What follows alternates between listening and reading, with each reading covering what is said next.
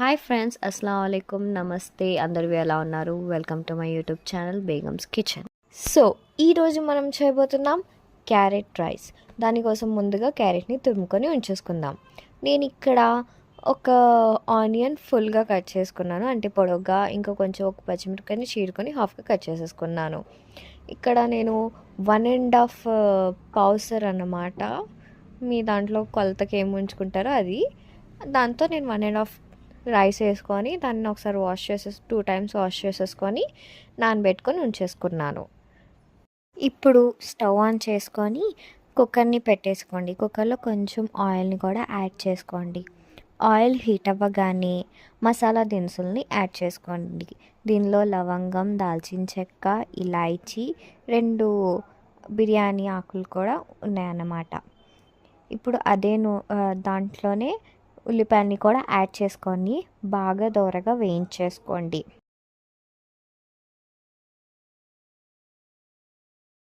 ఉల్లిపాయలు బాగా వేగిపోయాక ఇప్పుడు ఇందులో కొంచెం అల్లం వెల్లుల్లి పేస్ట్ని కూడా యాడ్ చేసుకోండి. యాడ్ చేసుకొని దీని పచ్చివాసన పోయేంత వరకు బాగా వేయించేసుకోండి.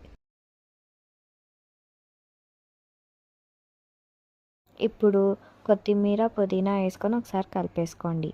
అందులోనే ధనియాల పౌడర్, గరం మసాలా పౌడర్ వేసుకొని ఒకసారి కలిపేసుకొని మనం తురిమి ఉంచుకున్న క్యారెట్ని దీంట్లో యాడ్ చేసేసుకోండి.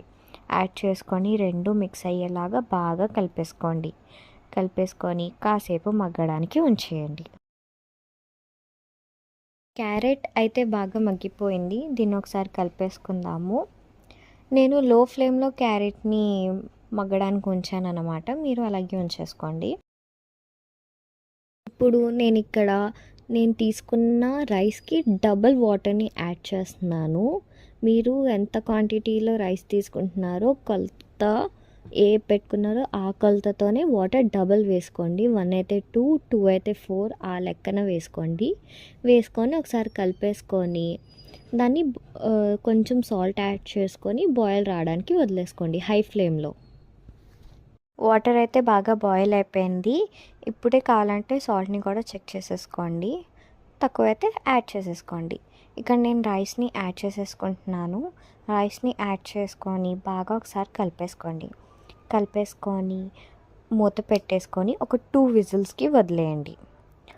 2 విజిల్స్ నాలా క్వాంటిటీలో తీసుకుంటే 2 విజిల్స్, దానికన్నా ఎక్కువ తీసుకుంటే ఒక 1 విజిల్ ఎక్స్ట్రా పెట్టండి అంతే. 2 విజిల్స్ అయితే కంప్లీట్ అయిపోయింది. కాసేపు తర్వాత లిడ్ ఓపెన్ చేసుకోండి. ఒకసారి రైస్ ఎలా కుక్ అయిందో దాన్ని కూడా ఒకసారి చెక్ చేసేసుకొని సర్వ్ చేసుకోండి. దీంట్లో కచంబర్ లేదా ఉల్లిపాయ పులుసుతో తింటే ఇంకా యమ్మీగా ఉంటుంది. అంతే, మన క్యారెట్ రైస్ ఈజ్ రెడీ.